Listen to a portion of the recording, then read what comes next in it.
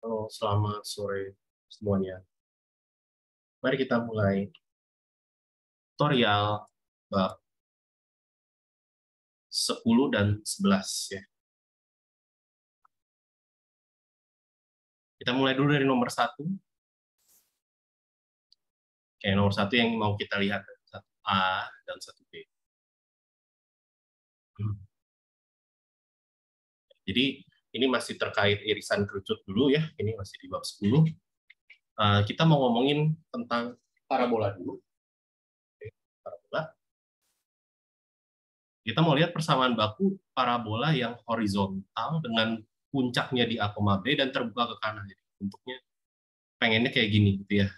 Puncaknya di A, B. Pengennya kayak gitu. Nah, sebelumnya bentuk umum dari parabola ini ada dua pilihan. Entah kamu pengen bikinnya terbuka ke atas atau ke bawah, jadi kita tuliskan dia sebagai 4px kuadrat dengan p-nya suatu konstanta. Nah, ini 4p ini berkaitan sama titik fokus dari parabolanya yang ya, detailnya mungkin bisa dilihat. Atau kamu mau lihat dia sebagai parabola yang terbuka ke kiri atau ke kanan. Jadi kita ngobrolin bentuknya seperti ini. Tapi kedua bentuk umum parabola ini punya puncaknya di 0,0. Kalau pengen puncaknya di A, B, berarti kamu akan melakukan pergeseran. Ya, ini untuk puncak di A, puncak di B-nya berarti kita geser Y. Nah, kayak gitu. Nah, tapi kalau urusan terbuka ke kiri dan ke kanannya gimana?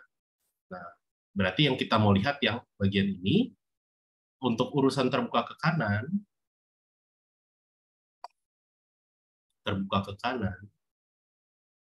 kita akan beri syarat dulu bahwa P-nya harus positif. Gitu ya. Akibatnya apa? Akibatnya, di ruas kanan kamu semuanya positif. Sehingga yang kamu urusi adalah X yang selalu lebih besar atau sama dengan A. Makanya parabolanya gambarnya akan terubah ke kanan. Contohnya, kira-kira grafiknya kayak gitu. Ya, kira-kira kayak gitu. Jadi si grafik kamu pasti akan ada di sebelah kanan garis X sama dengan A kalau kamu pasang syarat P yang positif. Ya, itu untuk nomor satu A. Jadi kita tidak pakai bentuk umum yang atas, pakai bentuk. Ya. Sedangkan untuk yang B, untuk hiperbola, dengan bentuk umum seperti ini, kita akan mempunyai hiperbola yang pusatnya di 0,0. Oke? Kalau pusatnya tidak di 0,0, ya mirip ya. Kita akan gunakan pergeseran. Ya. Dan asimtot miringnya,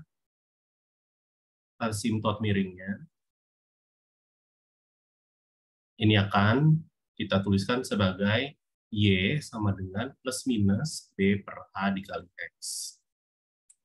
Tentunya kalau misalkan pusat kamu bukan di 0,0, yang terjadi adalah kamu geser gitu ya, Y min Q, X min P, misalkan seperti itu. Ini pusat di P, Q. Tapi sekarang kan kita membicarakan pusat yang di 0,0. Jadi ini adalah asimtot miring kamu, dan ini adalah gradien. Ya. Jadi asimtot miring kamu untuk hiperbola pasti ada dua garis yang berpotongan di pusatnya, di pusat hiperbola.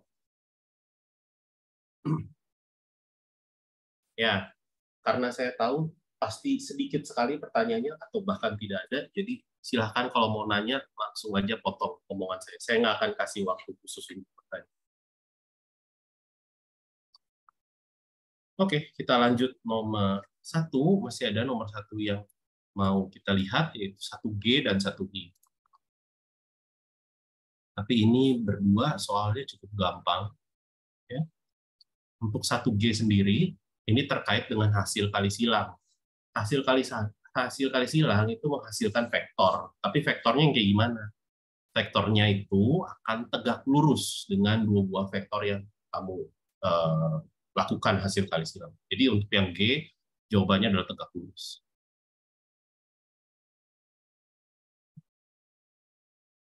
Dan untuk yang I, vektor arah dari garis. Oke, vektor arah, kalau kita punya garis, vektor arah itu adalah vektor yang searah dengan garis atau sejajar dengan garis. Ya. Nah, kalau kamu dikasih persamaan parametrik dari garis, vektor arahnya itu cukup mudah ditentukan, yaitu kamu tinggal lihat koefisien dari T-nya saja. Jadi dalam kasus ini A, B, C. Ya, nanti kita akan lihat lebih dalam lagi di soal-soal yang selanjutnya untuk nomor 1. Ya, sekarang kita akan lihat nomor 3.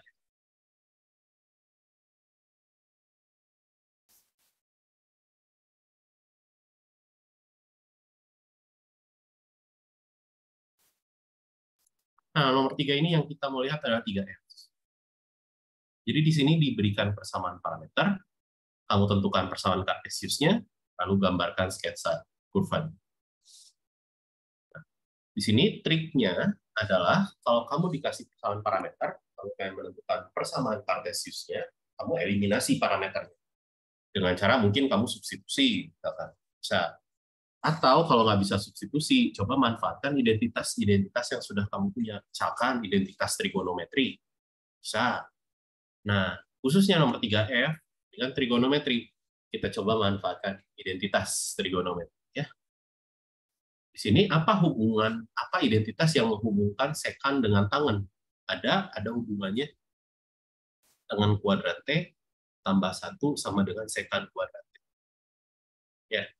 Nah, berarti kalau saya potret sedikit, jadi sekan T-nya itu sendiri adalah X/2. Sedangkan tangen T kita adalah Y/3. Kita substitusikan ke identitas trigonometri yang kita punya. Kita punya X/2 yang dikuadratkan ditambah 1 sama dengan Y/3 yang kuadratkan. Atau kalau dipindah-pindah ruas sedikit, kita akan punya X/2 kuadrat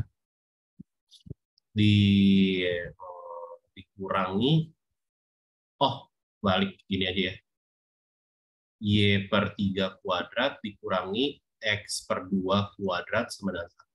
Ya.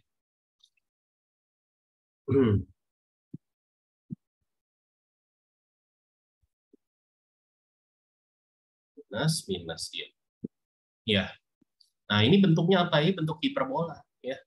Kalau kamu lihat Y kuadrat per 3 kuadrat min X kuadrat per 2 kuadrat sama 1. Ini kan bentuk hiperbola yang pusatnya di 0,0. Oke. Kita tahu gambarnya seperti apa. Coba gambar. Asimptotnya apa? Ya, barusan ya. Tapi hati-hati ini Y sama X.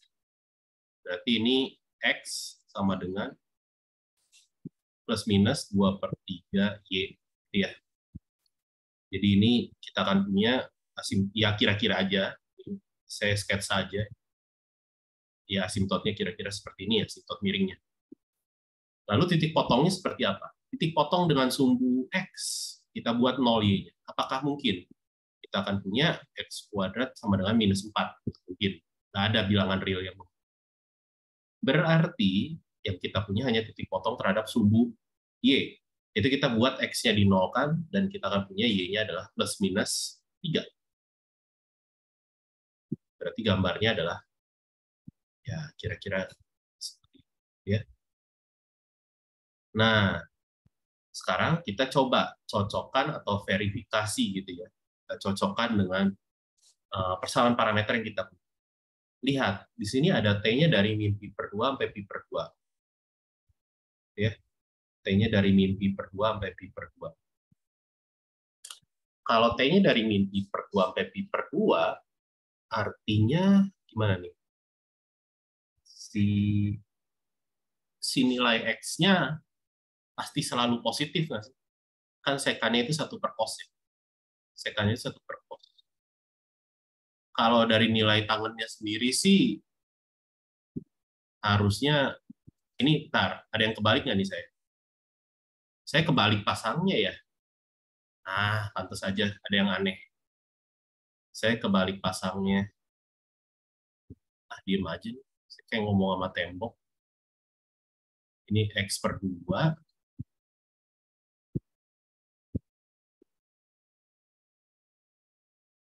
Berarti saya punya X per 2 dikuadratkan dikurangi Y kurang 3 dikuadratkan sama dengan 1. Jadi asimtotnya harusnya Y sama dengan, atau ini saya tuliskan X kuadrat per 2 kuadrat dikurangi Y kuadrat per 3 kuadrat 9.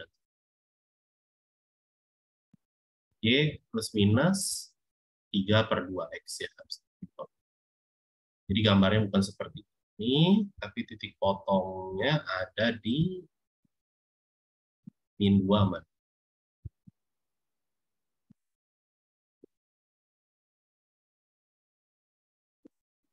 Tapi kalau kalian diam-diam terus, saya mau menyalahkan beberapa nomor secara sengaja biar kalian sadar di mana gitu ya. Kalau nggak mau ngasih tahu, ya bodo amat. Ya.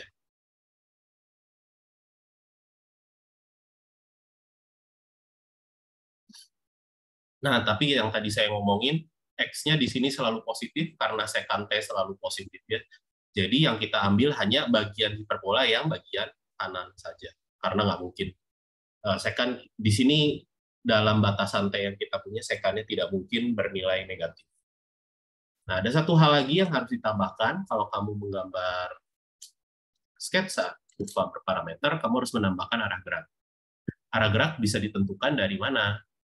Dari ketika kamu tambahkan nilai T, gitu ya. Kalau seiring bertambahnya nilai T, si titiknya bergerak kemana? Gampangnya, ya cukup lihat aja atau pilih aja dua buah nilai T yang gampang dihitung. Misalkan 0 gitu di sini. Ya tentunya T-nya harus ada di dalam selang yang sudah diberikan. Kalau T-nya 0, saya akan punya X-nya adalah 2 kali sekan 0, 2 kali sekan 0, 2, Y-nya adalah 3 kali tangan 0, itu 2,0, sini. Ya. Jadi ketika T-nya sama dengan, mungkin T yang lebih mudah untuk dihitung, ya T-nya pi per 4 mungkin. Sekan pi per 4 adalah 1 per cos pi per 4, yaitu akar 2.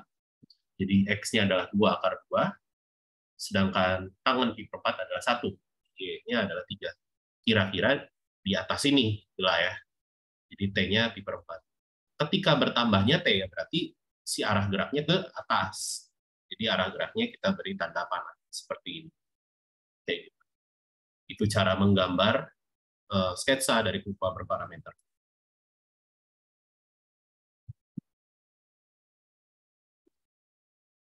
Oke, mari kita lanjut ke nomor 4.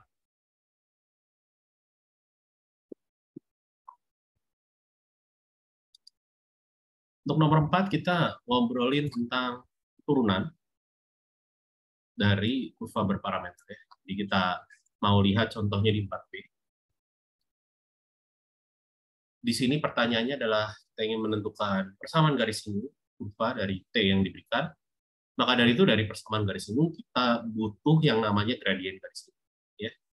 Gradien garis singgung itu bisa ditentukan dengan, ya tentunya dx. Dalam kasus ini, gradien garis singgung kita yang adalah, kalau berparameter kita punya dt dibagi dx.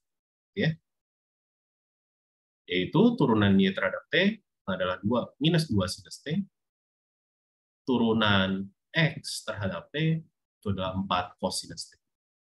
Atau bisa disederhanakan menjadi minus setengah tangan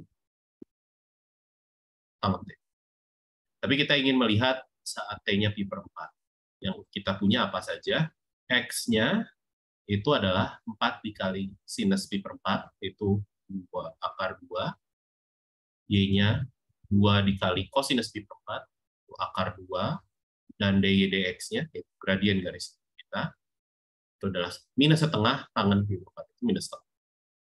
Nah, mungkin kalau lebih awam dengan persamaan garis singgung, mungkin ditulisnya seperti ini gitu ya. Y min Y1 sama dengan M dikali X min 1. Dalam kasus ini, X1 kita adalah yang ini, Y1 kita adalah yang ini, dan M-nya atau gradien garis singgung adalah dx. Jadi Y dikurangi akar 2 sama dengan minus setengah X dikurangi 2 akar 2. Ya, boleh disederhanakan sedikit, jadi kita akan punya Y-nya sama dengan minus setengah X tambah 2 akar, kalau saya nggak salah itu. Tapi belum beres, pertanyaannya juga ada lanjutannya. Kita ingin menentukan turunan keduanya.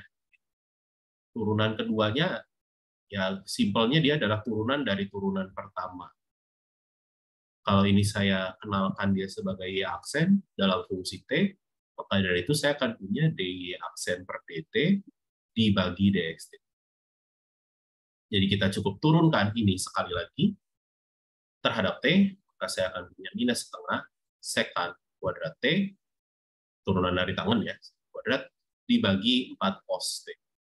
Yang ya bisa disederhanakan menjadi minus 1/8 sekan pangkat 3T. Tapi untuk T-nya pi per 4, ya, mungkin saya nulisnya kayak gini, turunan kedua saat T-nya pi per 4 adalah, ya cukup substitusikan ini tadi. Minus 1/8 kali sekan pi per 4 itu akar 2 dipangkatkan 3, yaitu 2 akar. Kita punya minus akar 2 per 4, ya. Seperti itu untuk turunan.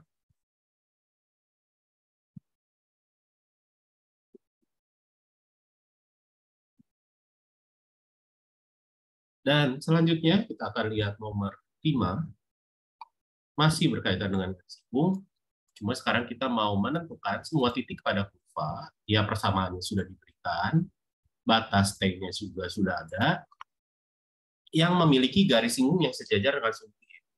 Garis singgung yang sejajar dengan sumbu Y artinya garis singgung yang bentuknya vertikal atau tegak. Garis singgung vertikal artinya tidak akan ada perubahan nilai X ketika Y-nya kamu ubah-ubah. Artinya, DY dx-nya 0. Salah, dx dy-nya 0. Maksud saya, dx dy-nya 0. Ketika kamu ubah-ubah nilai Y-nya, X-nya tidak akan berubah. Makanya dx dy-nya 0. Ya sudah, dx dy gimana cara ngitungnya kalau kurva berparameter?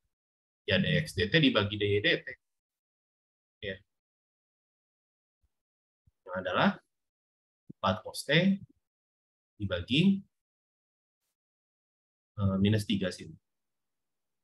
Nah, kamu inginkan dia 0, gitu ya. Dx dy-nya kan 0. Kamu inginkan dia 0. Artinya 4 cos T-nya harus 0. Berarti cos T-nya 0. Tapi untuk T-nya dari 0 sampai 2pi, hanya ada 2 pilihan nilai T, yaitu T-nya pi per 2 atau T-nya 3pi per 2. Cuma kita belum beres, karena kita harus menentukan titiknya atau koordinatnya. Jadi ya kita hitung aja, T-nya pi per 2, X-nya berapa, Y-nya berapa. 4 sin pi per 2 tambah 1. Sin pi per 2, 1, itu 5. Y-nya, ya kan cos T-nya 0. Ya, jadi min 1. Lalu kalau T-nya 3pi per 2, berarti X-nya, ya sin 3pi per 2 minus 1 ya. X-nya minus 3, Y-nya 1. Jadi titik yang kamu inginkan adalah 5,-1 dan minus 3,-1. Ya, jadi ada 2 titik dalam kasus ini.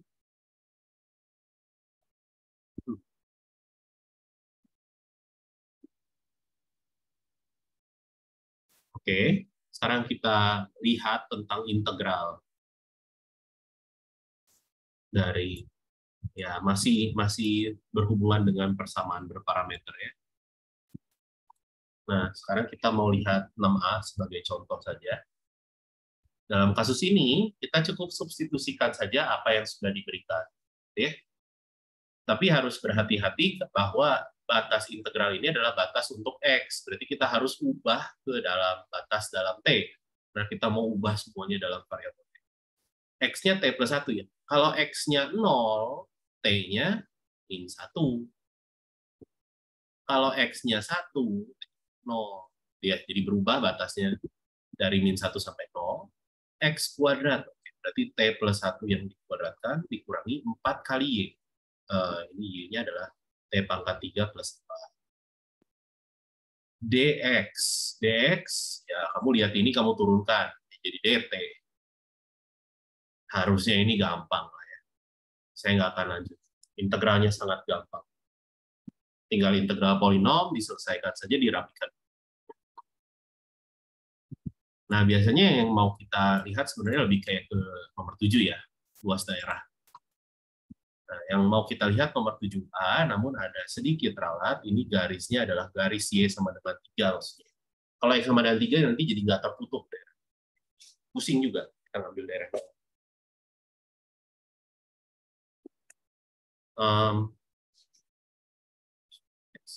Oke. Nah, berarti sekarang kita mau lihat, sebentar deh, saya penasaran. Bener nggak ya ralat? Berarti saya ngotret dikit deh.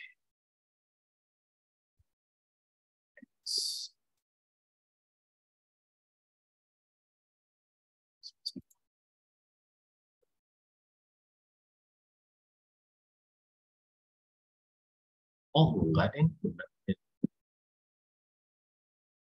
Saya nggak jadi deh ngeralatnya. Ternyata ada yang benar. Ternyata bener, ternyata bener. Oke, oke, oke. Nggak jadi ralatnya. Ternyata bener. Nah, jadi gini gambarnya. Pertama-tama, kalau luas daerah, yang bisa kamu hitung sebagai berikut. Jadi integral Y dx atau integral X. Cukup dipilih yang mana yang kamu mau pakai. Nah, di sini tentunya akan ada batasnya. Batasnya bisa kita lihat dari T-nya nanti. Cuma, yang mana yang akan kamu pilih kalau ketemu soal? Nah, sebenarnya milih yang mana aja terserah. Cuma, bedanya apa? Bedanya, kalau kamu salah milih, dapatnya negatif. Dapatnya negatif. Tapi kalau ternyata pas dihitung-hitung dapatnya negatif, berarti harus nyobain satunya lagi enggak? Jawabannya nggak usah. Karena itu cuma beda tanda doang. Ya, bilangannya ada, tandanya doang yang beda. Jadi nggak apa-apa kalau misalkan ternyata kamu ngerjain dapatnya negatif, luasnya tinggal kamu nilai mutlakkan aja. Itu nggak masalah. Ya. Untuk yang nomor 7A,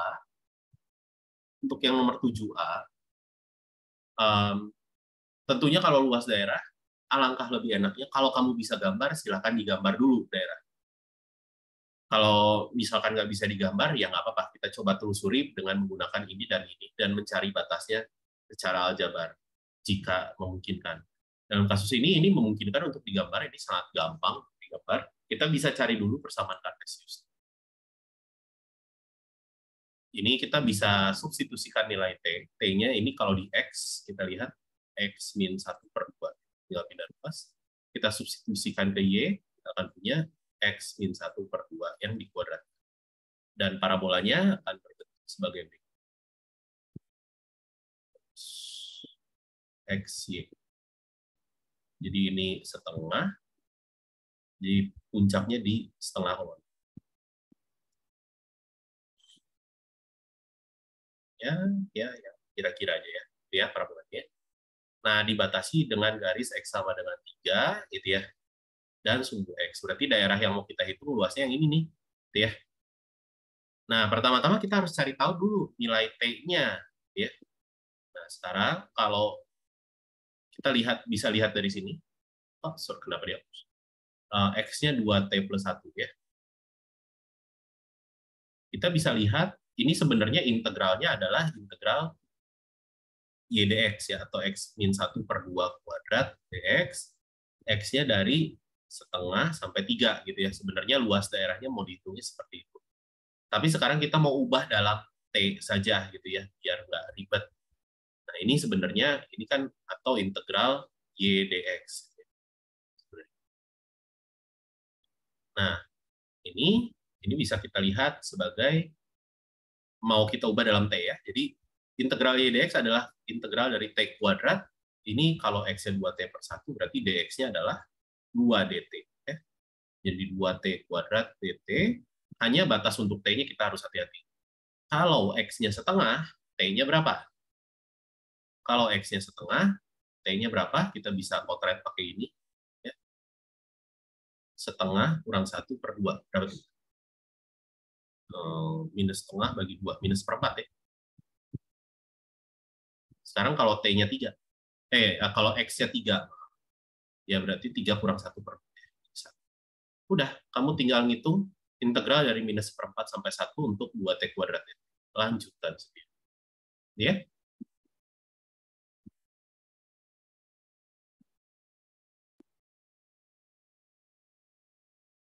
Oke, itu untuk bab 10. Silakan. Mana sejauh ini?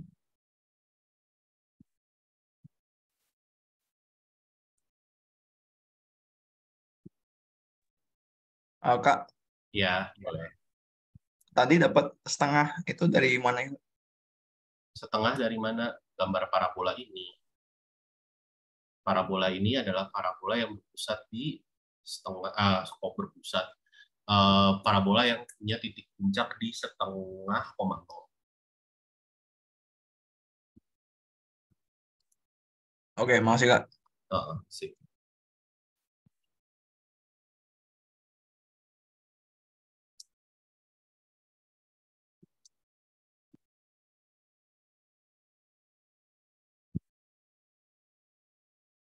Oke, kalau gitu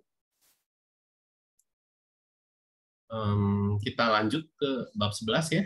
Kita lanjut ke bab 11 ya. Bab 11, kita langsung loncat ke nomor 11 ya. Karena nomor 8, 9, 10 sudah dianggap mengerti lah ya, cuman itu standar aja. Kalau semua udah dilewat langsung. Kita lihat nomor 11. Nah, untuk nomor 11 ini terkait dengan dot product atau hasil kali. Jadi sekarang pertanyaannya, gimana caranya agar besaran yang diberikan U dot V dibagi panjang dikali panjang V itu bernilai 0 atau bernilai maksimum. Jadi saya mau bahas yang A sama B. Nah, untuk yang A, sebenarnya yang A sama B, triknya kita bisa lihat dulu sebelumnya, ini adalah apa? Cara menghitung dot product atau hasil kali titik itu ada berbagai macam cara. Cara yang pertama adalah memandang dia sebagai perkalian panjang panjang vektornya dikali kosinus dari sudut apit. Maka dari itu kosinus dari sudut apit itu adalah ini, ya tinggal bagi dengan panjang.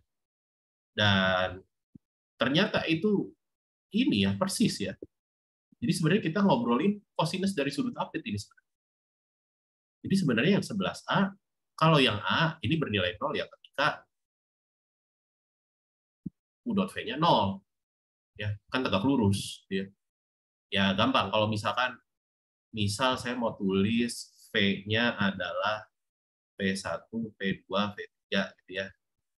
Ya udah 1, 4, 3 dot sama V1, V2, V3 sama dengan 0.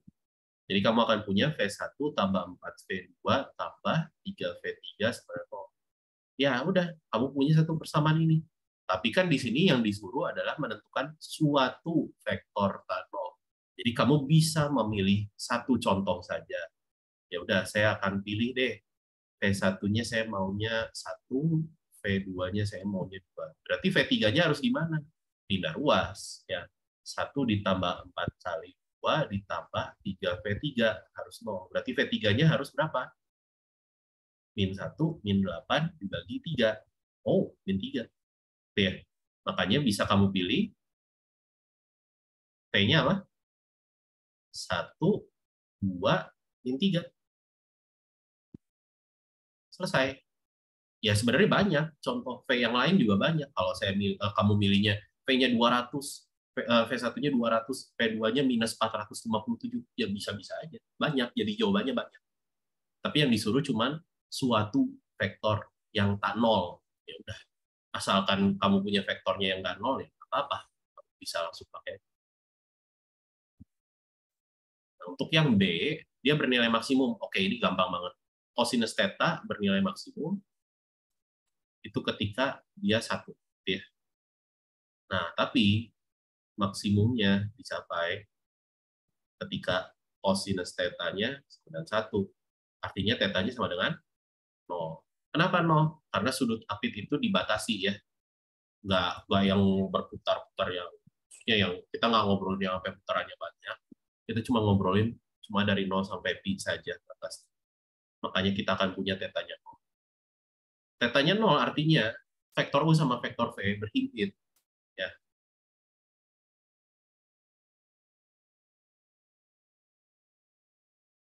Makanya kita bisa pilih vektor V kamu, ya udah samain aja vektor U. Yang adalah 1, 4. Begitu. Ya, harusnya ide ini bisa digunakan untuk mengerjakan 11C juga ya, untuk bernilai ini. Nah, selanjutnya kita langsung loncat ke nomor 14.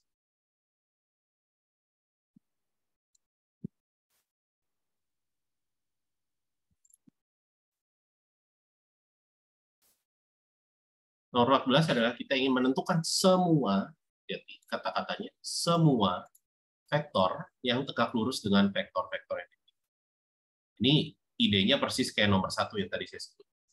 Kalau kamu punya vektor, kamu punya 2 vektor di luar. Kamu mau bikin vektor yang tegak lurus dengan kedua vektor itu, kamu ngapain? Cross. Ya, kamu hitung cross product. U cross V. Yang adalah ya determinan matriks 3 kali 3. Ya. Dari ini entry-nya. Di sini silahkan bebas mau hitung pakai cara apapun lah, silahkan. Hitung determinan matriks 3 kali 3, ada banyak cara. Saya mau pakai ini aja, ekspansi kofaktor. Jadi 2 kali 2 kurangi 3 kali 1, 1, jadi I, dikurangi 2 min 3, 5J, lalu ditambah 1 min 2, 3 kali. Atau kita punya 1 min 5, 3. Nah, apakah ini sudah semua? Belum. Kalau pengen semua, vektor yang diinginkan adalah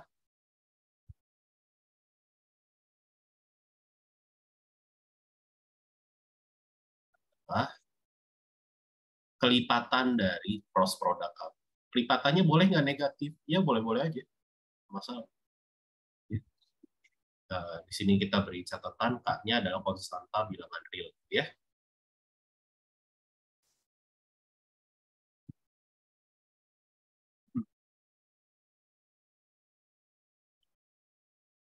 Oke, selanjutnya kita mau lihat nomor 15. Jadi ini kita mau ngobrolin suatu vektor satuan,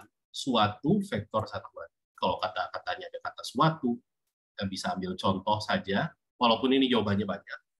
Vektor satuan, hati-hati, vektornya harus punya panjangnya satu. Yang tegak lurus dengan bidang. Oke. Ini ada istilah kerennya ya. Ini namanya vektor normal ya. Vektor yang tegak lurus dengan bidang itu namanya vektor normal. Cuma di sini kita punya bidang yang ada 3 titik. Ya, yang ya kita punya bidang ada 3 titik di sini. 3 titik yang diketahui yang ada.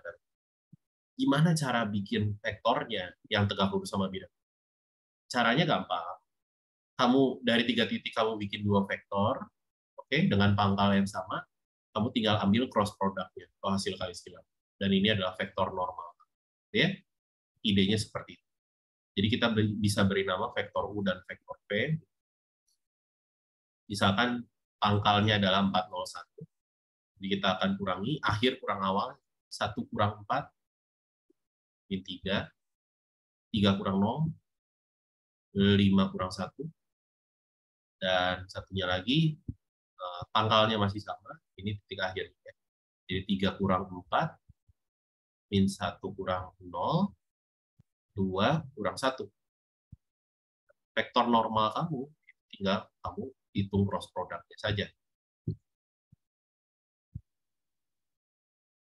Min 3, 3, 4, min 1, 1. Min 1, min 1, 1. Yang akan kita punya ini 3, 4, 7. J-nya adalah minus 3 plus 4. K-nya adalah 3 kurang 3 plus 4. Tapi ini belum vektor satuan ya. Ini bisa kita tuliskan sebagai 7 min 1, 6. Ini belum vektor satuan, makanya kita perlu bagi vektor kita dengan panjang vektor. Panjang vektornya berapa? Panjang vektornya adalah akar 49 tambah 1 tambah 36. Akar 86. Jadi kita akan punya 7 per akar 86 minus 1 per akar 86 sama 6 per akar 86. Nah, ini salah satu vektor satuan yang memenuhi. Terus vektor satuan yang lain ada lagi nggak? Ada, yaitu bawahnya. Ya, bawahnya apa? Ya tinggal kali minus. Jadi kalau diminta semua vektor satuan, ya vektor yang satunya lagi adalah kamu kalikan yang kamu sudah peroleh dengan minus 1. Itu nggak masalah. Dia masih tegak lurus. Ya, dengan bidang yang kamu. Oke, baiklah. Itu nomor 11, 14, 15. Sekarang kita akan lihat ke nomor 16. Nomor 16 ini masih terkait dengan cross product atau hasil kali silang. Biasanya kita bisa pakai cross product untuk menghitung luas jajar genjang. Tapi di sini pertanyaannya luas segitiga. Nggak masalah. Kita akan lihat 16A. Misalkan kita punya dua buah vektor, vektor U dan vektor V. Jajar genjang yang terbentuk oleh vektor U dan vektor V itu bisa dihitung luasnya dengan menghitung panjang dari cross product. Kalau saya pengen hitung segitiganya saja gimana? Oh iya, luas segitiga adalah setengah dari luas jajar genjang. Ya. Jadi harus berhati-hati, lihat dulu apa yang ditanyakan. Nah, tapi ini idenya sama ya. Kalau dikasih 3 titik, ya kamu bisa bikin dua vektor yang pangkalnya sama. Udah, kita coba bikin dua buah vektor yang pangkalnya sama, yaitu PQ dan PR. PQ berarti 2 kurang 3, 4 kurang 2, 6 kurang 1. Kalau PR berarti min 1 kurang 3, 2 kurang 2, 5 kurang 1. Oke, kalau gitu saya bisa hitung U cross V-nya sekarang.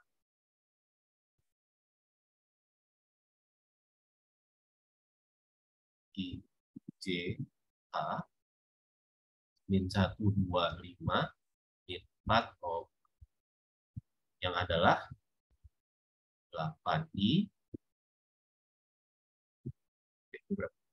minus min 4 plus 20, 16J. Ini plus 8. Atau saya bisa tuliskan ya sebagai 8 dikali vektor 1 min 2. Oke.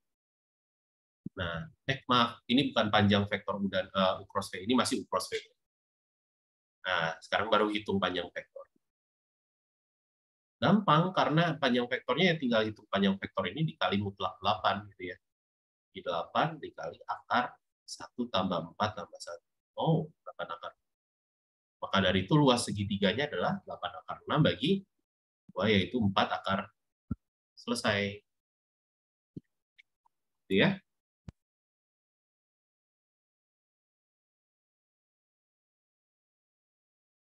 Baiklah. Sekarang kita lanjut ke nomor 17. Itu terkait bidang ya.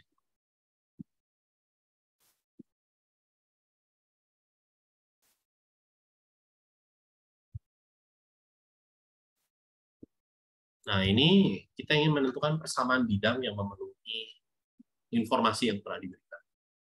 Yang mau kita lihat ada 17B dan 17D. Nah, untuk bidang, yang kamu butuhkan ada 2. Ya. 1 titik yang ada pada bidang, dan 1 vektor normal. Vektor normal sendiri, tadi kita sempat singgung ya pembahasannya. Itu adalah vektor yang tegak lurus dengan bidangnya.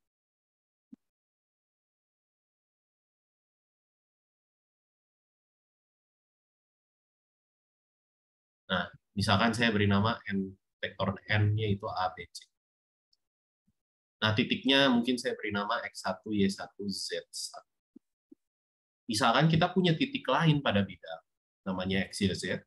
Maka dari itu, kita bisa bikin bentuk vektor yang ada di bidang, itu X min X1, Y min Y1, Z. Nah, dia pasti harus tegak lurus dengan vektor normal. Makanya kalau kamu hitung dotnya, harus hasilnya 0. Nah, ini yang namanya persamaan bidang. Ya, ini namanya persamaan bidang. Oke, kalau gitu, kita coba lihat ke 17B. 17B yang kita punya adalah satu buah titik pada bidang sudah ada, 2, 0, min 1. Cuman vektor normalnya belum ada. Gimana cara mencari? Ada informasi. Ada informasi dia sejajar dengan.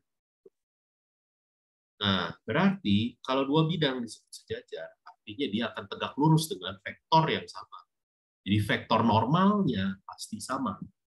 Kalau dua bidang sejajar, vektor normalnya sama.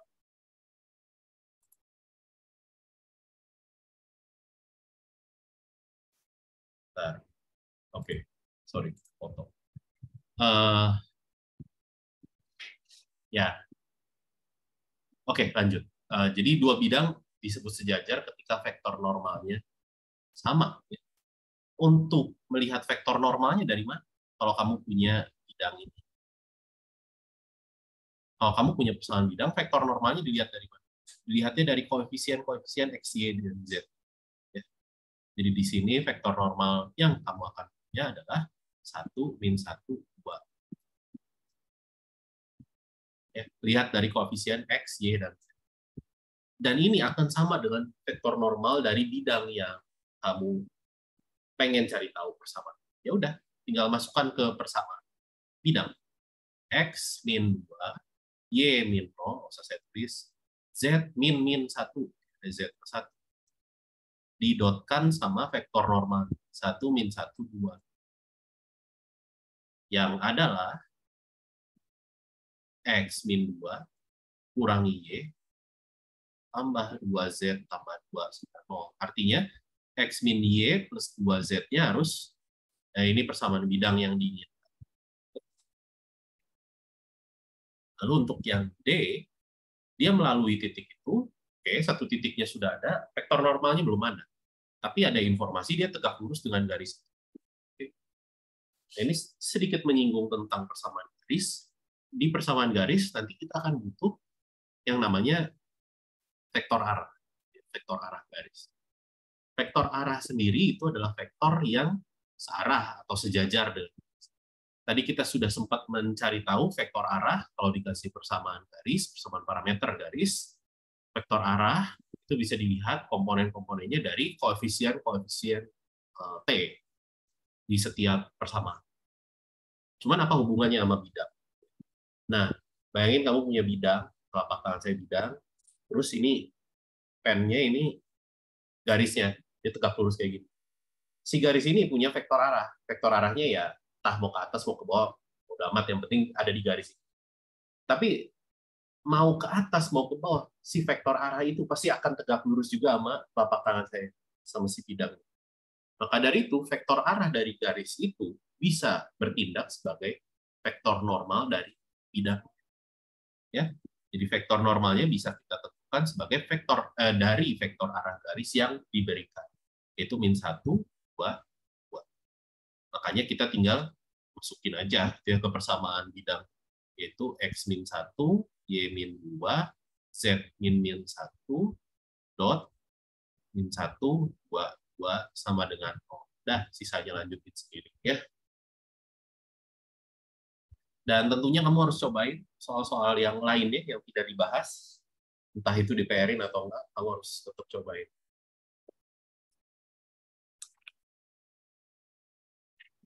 Oke, itu nomor 17.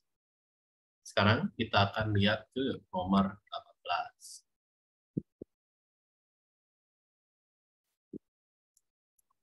Nah, nomor 18 ini yang mau kita lihat adalah 18C dan 18E.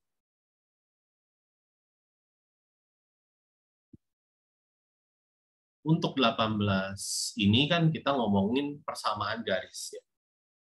Kita lihat mirip kayak bidang, garis itu butuh 2. Yang pertama titik pada garis, sebut apa ya titiknya? X1, Y1, Z1. Dan ya tadi kita sempat ngobrolin berkali-kali ya, ini yang dibutuhkan di garis vektor arah. Vektor yang sejajar dengan garis. Misalkan saya beri nama vektor arahnya V, A, B, C. Nah, persamaan untuk garis ada dua. Ada yang namanya persamaan parameter, ada yang namanya persamaan simetrik. Persamaan parameter itu bisa dituliskan sebagai berikut. Jadi kalau misalkan kamu punya vektor posisi X, Y, Z, ini vektor yang menyatakan posisi titik ada yang ada pada garis, dia bisa dituliskan sebagai vektor posisi titik yang kamu sudah tahu, ditambah parameter dikali vektor arah. Di sini dengan catatan T-nya bilangan real ya, karena kita tidak melihat ruas garis, tapi kita melihat garis secara keseluruhan. Kalau kamu melihat ruas garis, pasti akan ada batas untuk T. Dan terkadang ada juga yang nulis per komponen, gitu ya. Kalau per komponen, kita bisa melihat X-nya adalah X1 ditambah AT, Y-nya adalah Y1 ditambah BT, Z-nya adalah Z1 ditambah CT. Ini juga boleh, ini masih namanya persamaan parameter ya. Ada yang menuliskan dengan bentuk vektor, ada yang menuliskan dalam bentuk 3 buah persamaan. Nah, tapi ada juga orang yang nggak suka pakai parameter. Boleh, ada yang namanya persamaan simetrik. Persamaan simetrik itu artinya kamu eliminasikan parameter. Kalau kamu lihat dari persamaan pertama, kamu bisa punya T sama dengan X dikurangi X1 dibagi A. Ya, dari persamaan kedua dan persamaan ketiga bisa diteruskan sendiri sama ya. T sama dengan apa? T sama dengan apa. Nah, kalau kita gabungin, ini T sama dengan T sama dengan T. Nah, itu yang namanya persamaan simetrik. Seakan-akan kayak kita mengeliminasi si parameter gitu ya. Gitu. Jadi ada dua versi ya persamaan garis. Cuma untuk nomor 18 ini yang diminta adalah persamaan parameter.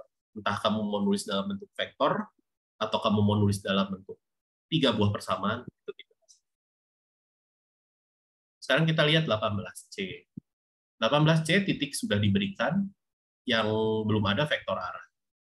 Nah, tapi ini katanya si garisnya tegak lurus dengan bidang itu. Ini mah kayak yang tadi gitu ya. Bayanginnya ada telapak tangan saya jadi bidang, si garisnya jadi kayak gini. Jadi vektor normal dari si bidangnya akan menjadi vektor arah dari si garisnya. Cuma bolak-balik doang ya. Pertanyaannya cuma. Jadi sekarang kita bisa menggunakan vektor arah kita sebagai vektor kita bisa menggunakan vektor normal bidang kita sebagai vektor arah dari garis yang kita cari tahu. Vektor normalnya itu kita bisa baca koefisiennya saja. Itu 1, 3. Maka dari itu persamaan garisnya adalah X, Y, Z sama dengan 2 min 1, 1 ditambah T dikali 1, 3 min 3. T himpunan bilangan. Ya, atau mau ditulis dalam bentuk ini, silakan. Ya. Sedangkan untuk yang E, ini saya tidak bisa bahas karena persamaan garisnya ini tidak unik. Ya. Tidak unik, karena banyak sekali persamaan garis yang memenuhi itu. Kenapa seperti itu? Karena kamu bisa lihat, dua garis yang diberikan ini adalah dua garis yang sejajar. Nah, dua buah garis disebut sejajar apabila vektor arahnya itu saling berkelipatan. Oke? Nah, kalau kamu lihat, garis yang pertama sama garis yang kedua, itu vektor arahnya sama persis. Itu 1, 1, min 2. Berarti dia sejajar. Kalau sejajar, berarti banyak sekali kemungkinan vektor yang tegak lurus dengan 1, 1, min 2. Makanya kita nggak bisa menentukan satu buah vektor arah di 18 ya. Sehingga saya tidak bisa bahas nomor 18 ya. Walaupun titiknya sudah ada. Tapi kalau kamu ketemu soal yang serupa dengan 18E dan ternyata dua garis yang diberikan tidak sejajar, yang kamu lakukan adalah tinggal ambil cross product. Ingat ya, kan kita pengen nyari yang vektor yang tegak lurus dengan vektor-vektor yang lain. Cross product berarti kesimpulan. Jadi vektor arah garis yang kamu inginkan adalah hasil kali silang dari dua buah vektor arah yang kamu Tapi dalam kasus yang 18E kita tidak bisa melakukan hal itu. Karena nanti kalau kamu hitung cross produknya jadi vektor 0. Ya, cross product dari dua buah vektor yang sejajar itu vektor 0. Dan vektor arah garis nggak boleh vektor 0. Itu aja simple. Ya, itu untuk nomor 18.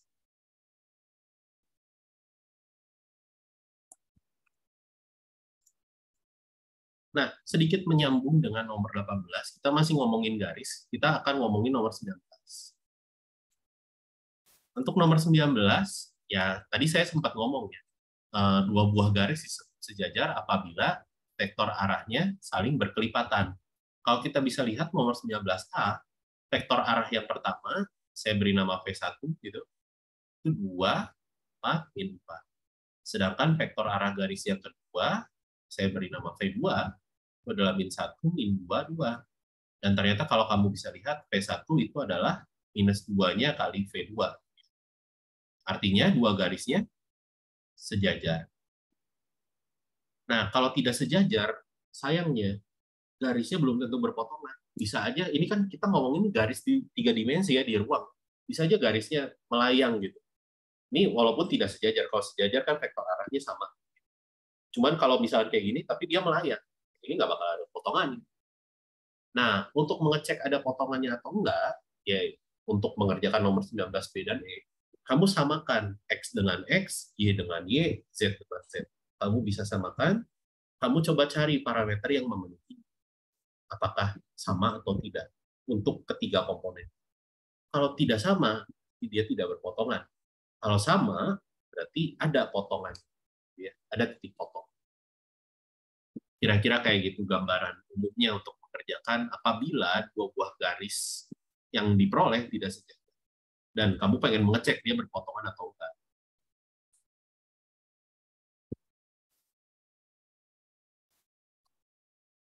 Begitu. Itu ya, terkait bidang dan garis. Oke, sekarang kita lihat ke fungsi bernilai vektor, ya. Tapi nomor 20 dan 21 di skip. Kita langsung lihat ke nomor.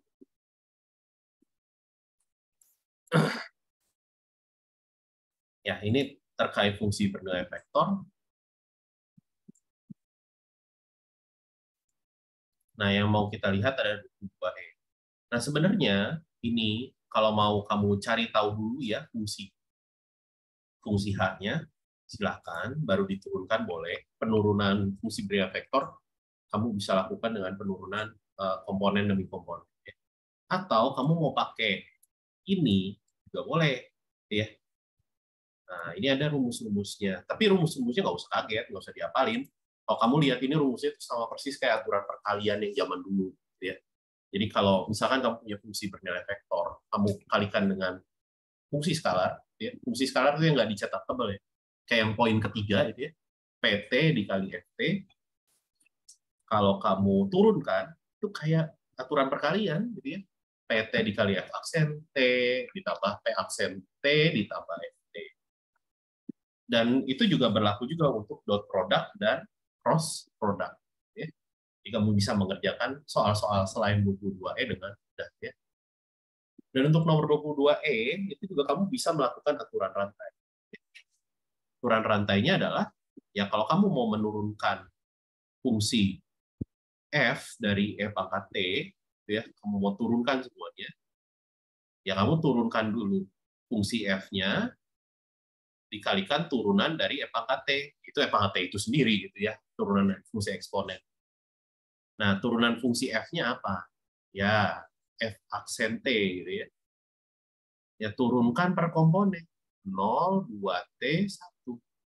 Oh, ya udah, ini tinggal disubstitusi ya, Pak. 0, 2E pangkat T, 1. Dikalikan E pangkat T. Ini perkalian dengan skalar, ya. Jadi kita punya 0, 2E pangkat T, dikali E pangkat T, jadi E pangkat 2T, E pangkat T. Selesai. Ya.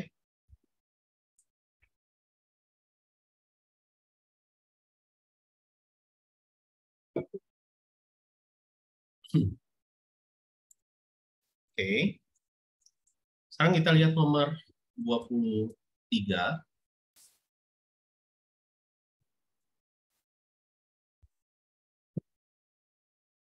Nomor 23 ini masih terkait fungsi bernilai vektor, tapi ini kita ngomongin tentang kinematikanya ya.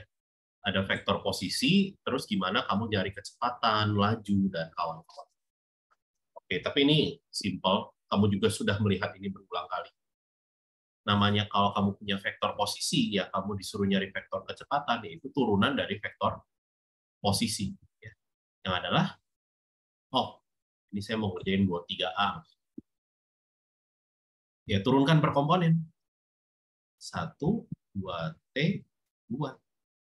Kalau ditanya di 1 detik, 1 detik, 1 satuan waktu, ya substitusi aja. Selesai.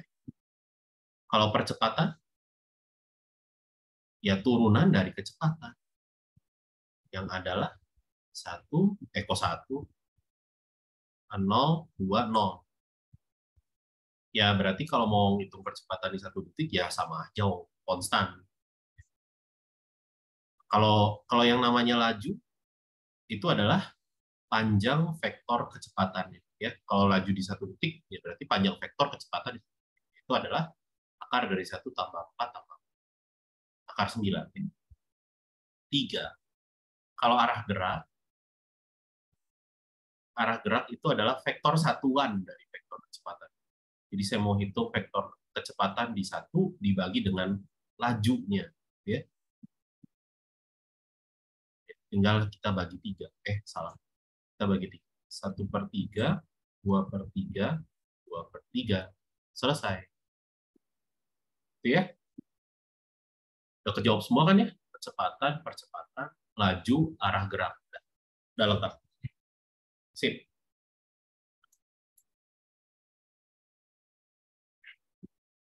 Nah, lalu ada soal nomor 24. Ini terkait garis singgung.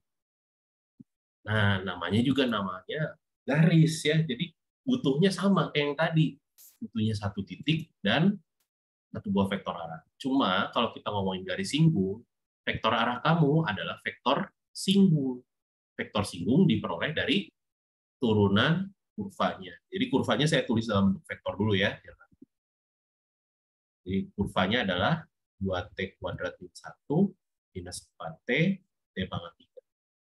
Kalau saya turunkan, saya akan punya 4T minus 4 3T kuadrat. Nah, tapi kan saya pengen tahu dong ini titiknya di mana. Titiknya 7, 8, min 8. Tapi ini kan sebenarnya X, Y, Z. Saya pengen tahu T-nya. Ya udah, berarti kan 7 sama dengan 2T kuadrat min 1. Potret bisa banyak. Nah, kalau Y-nya ini 8 sama dengan min 4. Oke, ini T-nya sama dengan min 2. Nah, T ini harus terpenuhi di semua ya, X, Y, dan Z. Jadi ini min 8 sama dengan T pangkat 3. Oke, ini T-nya min 2 juga terpenuhi. Ini sebenarnya ada 2 buah pilihan T, tapi yang akan kita pakai T yang sama. Jadi kita akan selalu melihat di T sama dengan min. Maka dari itu, vektor singgung yang akan kita pakai juga itu vektor singgung yang kita evaluasi di T sama dengan min. Yang adalah min 8, min 4, 12. Ya. Jadi garis singgungnya,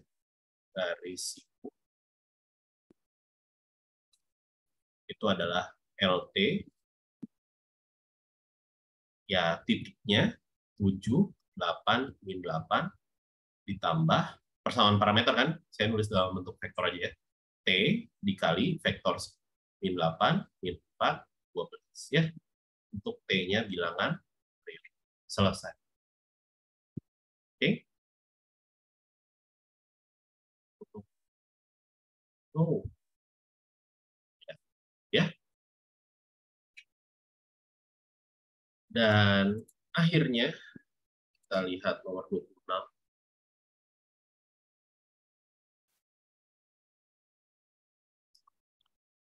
Ini masih terkait dengan kayak tadi ya, posisi, kecepatan, percepatan.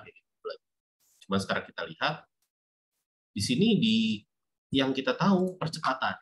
Percepatannya percepatan konstan. Saya mau tuliskan dia dalam bentuk vektor. Dalam bentuk vektor yang ini. 0,0, min 10. Dan ya R0 dan V0 kita bisa pakai nanti. Pertama-tama kita mau cari kecepatan. Ya, kecepatan berarti adalah integral dari percepatan. Ya. Nah, kalau integral dari fungsi bernilai vektor adalah kita lakukan pengintegralan per komponen. Integral dari 0, ya suatu konstan. Integral dari 0, suatu konstan. Yang lain, ya dibedakan konstan. Integral dari min 10 adalah minus 10 T ditambah konstanta. Yang lain juga. Untuk mencari konstantanya, kita bisa gunakan informasi kecepatan awal, yang adalah 325. Kalau ini dimasukkan atau disubstitusi T-nya 0, kita langsung akan punya C1, C2, dan C3. Sehingga kita bisa simpulkan vektor kecepatan kita setiap saatnya adalah 3,2,5 min 10 T. Ya. Dan untuk vektor posisi kita akan lakukan pengintegralan sekali lagi. Jadi vektor posisi kita adalah integral dari vektor kecepatan. Integralkan bagian demi bagian. Integral dari 3, itu adalah 3T ditambah suatu konstan, saya beri nama K1. Integral dari 2, 2T ditambah suatu konstan. Ya. Integral dari 5 kurang 10T adalah 5T dikurangi 5T kuadrat ditambah konstanta yang lain. Mirip dengan yang tadi, kita akan cek informasi saat posisi awal, itu 14, 0, 10. Kita substitusikan T-nya 0, sehingga kita akan punya K1, K2, K3. Ketahuan semua ya, K1, K2, K3. Sehingga posisi kita, vektor posisi kita adalah 3T tambah 14, 2T, ini 5T kurang 5T kuadrat tambah 10. Lalu untuk yang C, kita akan lihat kapan benda mencapai tanah. Nah, kalau kita punya vektor di ruang, yang menyatakan ketinggian itu adalah komponen ketiga, ya, atau komponen Z. Sehingga benda akan mencapai tanah kalau komponen Z-nya 0. Ya, kalau komponen Z yang adalah 5T dikurangi 5T kuadrat ditambah 10. Ini bisa kita kalikan dengan minus 1/5, agar lebih sederhana aja bacanya. Kita akan punya T kuadrat min T plus 2. Salah, T kuadrat min T min 2. Sehingga bisa kita faktorkan T min 2, T plus 1. Tentunya di sini T konteksnya adalah waktu, sehingga kita akan pilih waktu yang positif, yaitu T sama dengan 2. Ya. Ya, yang terakhir tentukan posisi benda saat mencapai tanah. Ya udah, kamu hitung R2 berarti kan, karena T-nya 2. Yang adalah 24. Ya. Begitulah. Ya. Jadi otak-atiknya dari situ. Ya, pertanyaan tentunya bisa sangat bervariasi, kalau harus banyak latihan, nggak cukup dari nontonin saya. Oke, itu tentang bab 10 dan 11. Silahkan kalau misalkan ada pertanyaan, boleh.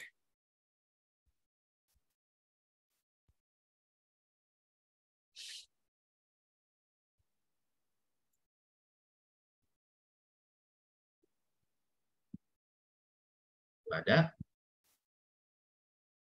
Baiklah, kalau tidak ada, berarti kita bisa cukupkan pertemuan hari ini. Berarti ini pertemuan terakhir sebelum UTS. Semoga lancar UTS dan KBF-nya. Jadi kita akan ketemu lagi setelah UTS di bab yang baru ya. Oke, terima kasih semuanya. Selamat sore.